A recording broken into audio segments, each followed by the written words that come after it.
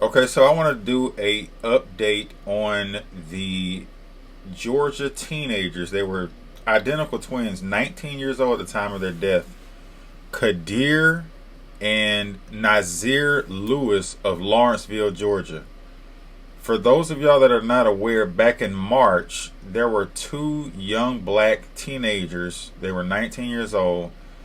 They were found dead, shot to death on a mountain up in North Georgia near the Tennessee, North Carolina. I'm sorry, the North Carolina state line.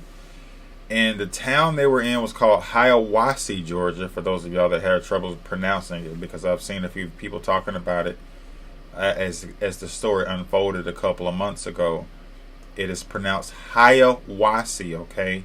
I'm from Georgia, so I'm familiar with where that is. I know how to pronounce all the cities and towns in our state. Some people that are not from here may just not know how to pronounce it. It's not Hiawassee. It's not Hiawassee. It's Hiawassee, Hiawassee, Georgia. Okay? It is in the northeastern part of the state. It is a remote area where they were at. The North Georgia mountains are pretty remote. For those of you that are not familiar with the North Georgia mountains, we call them the Blue Ridge Mountains. They're beautiful. People go up there all the time to hike, and there are even outdoor activities people do. They float down the river. They rent Airbnbs and mountain cabins and stuff. And yes, black people do go up there, and black people go up there and don't die. It's not like you can die anywhere, but black people are not just being lynched up there like it's 1940 again. It's just not happening like that. But I am very, very baffled as to what happened to these young men. They're ruling it as a murder-suicide, and a couple of weeks ago they released a news clip about there being some surveillance video showing the young men in their home of Lawrenceville, which is in Gwinnett County. If you're familiar with Metro Atlanta, Lawrenceville is in Gwinnett County. It is a pretty big suburb. Gwinnett County, as a matter of fact, is the second most populated county in the state. It's a very, very suburban county, one of the biggest suburban counties in the nation. And this is just baffling a lot of people, because they were supposed to be on a flight to Boston that morning, but they missed their flight somehow. And the surveillance video shows them still in Lawrenceville at 10:30 p.m. drinking water and eating snacks. So without further ado, I'm going to play the video clip from the news, and then I'll come back with the final synopsis of what I personally think happened, and we'll go from there. Tonight, weeks after the mysterious deaths of twin brothers from Gwinnett County, family says they have seen new surveillance video that changes everything. So the video shows 19-year-old Kadir and Nazir Lewis alive just hours before their bodies were found. The GBI says a hiker discovered the twins at the top of Bell Mountain in Hiawassee, nearly 90 miles from their Lawrenceville home. 11 Alive's Cody Alcorn has been following this case very closely. He's joining us now live from the Lawrenceville gas station, where a surveillance camera captured some of the brothers' final moments. Cody? Jennifer and Ron, the GBI originally came out believing this was a murder-suicide, but the family has never believed that. It's now been 52 days since the twins were found. And tonight, this video capturing the twins here behind me is fueling even more questions for this family. Nothing adds up. Nothing makes sense. You know, I'm even more clueless now. Samira Bronner and her twin sister Sabria are aunts to Kadir and Nazir Lewis. They say the brothers appear in surveillance video at this Shell gas station in Lawrenceville on Friday night, March 7th. At night at 10:30 p.m. The station sits on Hurricane Shoals Road near Collins Road, just 9 minutes from the family's home. They pretty much walked inside the gas station, walked out. Nothing in the video appeared to stand out. Drinking water, eating snacks, and dressed how they would normally dress. But 12 hours later, their bodies are found on Bell Mountain, shot. The mountain is nearly 90 miles away. They were sitting here alive at 10. So how did they end up in the mountain? The family says the twins weren't hikers. It's super dark out there. They're not familiar with the roads out there. And they shouldn't have been in Georgia. The brothers had a flight booked to Boston early that same morning. But the Uber driver got them there late, so they missed their flight.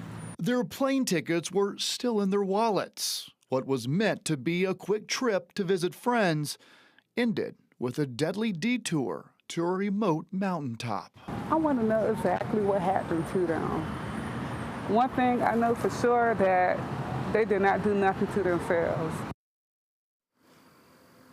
The GBI confirming tonight the twins' vehicle was found inside the gates at Bell Mountain. As we've previously reported, those gates are locked at dusk and not reopened, which means they were locked until 8 a.m. And again, the twins were seen here at 10:30 the night before, and their bodies were found at 11 a.m. the next day. All right, Cody, and hopefully the family gets the answers they truly deserve. Thank you. Okay, so that was the news clip. Like I said, they found surveillance video footage of them at a gas station 9 minutes away from their Lawrenceville home out in suburban Atlanta.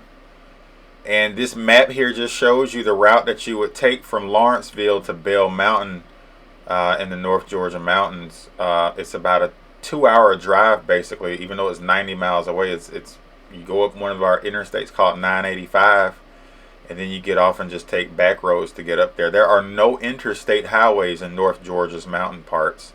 In the North Georgia mountains, there are no freeways, just back roads. Unlike some of our neighbors to the north, Tennessee and North Carolina, they both have freeways in their mountains, but we don't.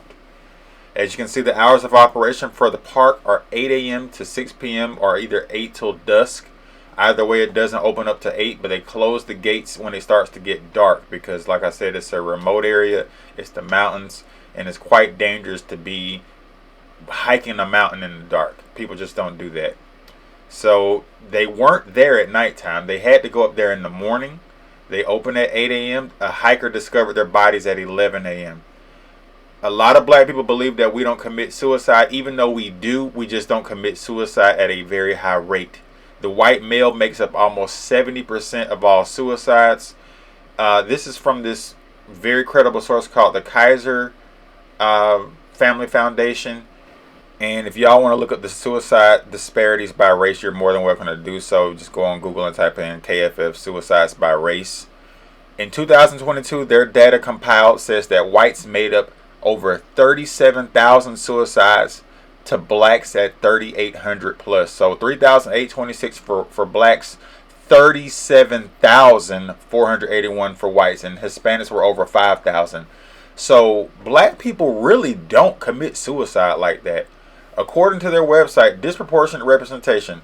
White males constitute a significant portion of suicide deaths in the United States. In 2022, they accounted for 68.46% of all suicide deaths. Older white men, especially those over 65, have a particularly elevated risk of suicide, with rates almost 3 times than the overall suicide rate. So we really don't commit suicide like that. And believe it or not, the demographic that commits suicide the least is the black woman. Of every demographic, the black woman is the least likely to commit suicide. It does happen, but it's extremely rare. Because a lot of us, when we were growing up, we're taught that if you kill yourself, you go to hell. So black folks don't kill themselves like that, even though it does happen. My question is, what time did they go up to that mountain? Why did they go up to that mountain? And who were they with before they went to that mountain? You got Google Maps. You literally have Google tracking everywhere you go on in your vehicle. They can tell you where you went, what time you went, how long you were there because of GPS technology. If you don't turn your location settings off on your phone, it'll tell you everything you need to know about where you've been. They're able to investigate them boys' cell phones. I know they had cell phones. 5-year-olds got cell phones. We need to know who they were with, who do they talk to, who do they call. They need to look through their phone records. There's a lot of information that is available but is not being released. Either they did commit suicide or they didn't. My belief is there's a whole lot more to the story than what the media is telling us, and we need to know, and the family deserves to know. The family deserves to know what happened to their loved ones. They really do deserve to know. So like I said, it's an awful tragedy. I'm curious to know what happened because this hits close to home. I have family in Gwinnett County, as a matter of fact. I have a couple of cousins that grew up out there. Their mother moved them out there when they were young, and it's generally a decent place to live. There's crime everywhere. I mean, it's almost 1 million people. They might even be at 1 million people. It's a big suburb, our biggest suburb in Metro Atlanta, outside of Fulton County. It's the second biggest county in the state, and most of the crime out there is not homicide. It's safer than the city of Atlanta. They do have homicides out there, but it's not like Atlanta. The North Georgia mountains, a lot of black people have this stereotype of it being racist. And yes, there is racism up there. There's racism everywhere. They believe, oh, it's a sundown town. They shouldn't have been up there. What were they doing up there? And yes, there are some places in Georgia that you probably would not be comfortable going if you're black late at night by yourself. I certainly don't have any business going to the North Georgia mountains at 10, 11 o'clock at night by myself, unless I'm going to a cabin or something, or Airbnb, and I'm staying up there for, like a weekend getaway or something like that. But, I mean, if they did go up there in the morning, where were they at between 10:30 at night? Like the surveillance camera showed them at the gas station. Where were they at between 10:30 and in the morning time? They didn't go home. Their aunties didn't see them. Their mother or whoever they were living with didn't see them, right? They were still living with their family. They were only 19. So where were they at between 10:30 and in the morning time when the park opened up? Because they couldn't get into the park at 10. If they were at Lawrenceville at 10:30 at night, it's a 2-hour drive. So even if they drove up there at 10:30, they wouldn't have arrived at 12:30 a.m. midnight. Okay. They couldn't get into that park until they opened the gates at 8 a.m. Okay? And I'm pretty sure there's park staff. There's somebody at that park that's monitoring people coming in and out of that park. It's a state park. And at most Georgia state parks, you got to pay like $5 to park unless you have a state parking pass. I frequent a few Georgia state parks throughout the year because I like to hike myself. I love nature. I'm a nature boy. I kayak too. So I'm very familiar with Georgia's park system. So yeah, it's a lot of information that needs to be revealed as to what transpired between that 10:30 p.m. surveillance video footage and the time they were found on that mountain with gunshot wounds. It just doesn't make sense. They're not even legally old enough to own a firearm. So I personally believe that there was another person or persons involved, and maybe they were like, "Hey, we missed our flight. Why don't we just go hang out at this cool park in the mountains or something?" That sounds kind of off, because if they missed their flight, why wouldn't they reschedule another flight? Why wouldn't they say, "Hey, we missed our flight. We got to reschedule"? Because if you miss a flight, you can always reschedule your flight for another flight. Hopefully, you can get one the next day. Atlanta to Boston is about a 2.5 hour flight. I've never been to Boston. I've been to the Northeast. I've been to New York, but it ain't that far of a flight. It ain't that long. And there are multiple Atlanta to Boston flights per day. I don't know what airline they was flying, but that's a common route. So that they could have got another flight the next day. They were found with their plane tickets on their person, on them. There wasn't a robbery. This was either murder or a suicide. It's one of the two. And the Georgia Bureau of Investigation, the GBI, has stepped in because this case involves them traveling from one jurisdiction to the other. Even though Hiawassee has their police department, it's in a place called Towns County, Georgia. Towns County is very small. It's only about 12,000 plus people in the whole county. over 90% Caucasian, like most of the North Georgia mountains. That's the whitest part of the state. For those of you that don't know, most of those counties are 90+% white. 1, 2, 3% black at the most. Not very many black people in the North Georgia mountains. Not that live there. Just not very many black people up there. We just don't have a lot of numbers up there. It's just what it is. So I'm just as baffled as everybody else. I hope and pray that they get the closure they need. I hope if there was somebody else involved in the deaths of these young men, they get held accountable to the fullest extent of the law. And I just think the family deserves closure to know what happened. They don't believe they committed suicide. They don't believe that their nephews took their own life. And I don't believe that. I don't want to believe it myself. I want to believe that there was somebody else involved as well, but their car was found at that park.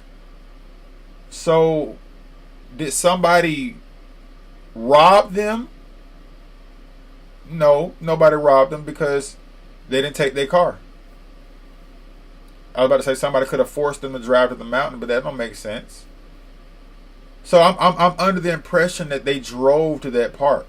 They drove up there. But the question is, why did they drive up there? And what were they doing up there? Why didn't they try to get another flight to Boston? And they were supposed to be in Boston that same morning. When they missed their flight, the Uber driver got them to the airport late. So my question is, why didn't they just rebook a flight? Why didn't they call their airline and say, hey, we missed our flight. Can we get another flight? Very, very bizarre. A lot of unanswered questions. I'm just a part-time YouTuber offering my commentary. If y'all heard anything else, if y'all want to offer some theories, feel free to comment. Like, share, subscribe. Peace.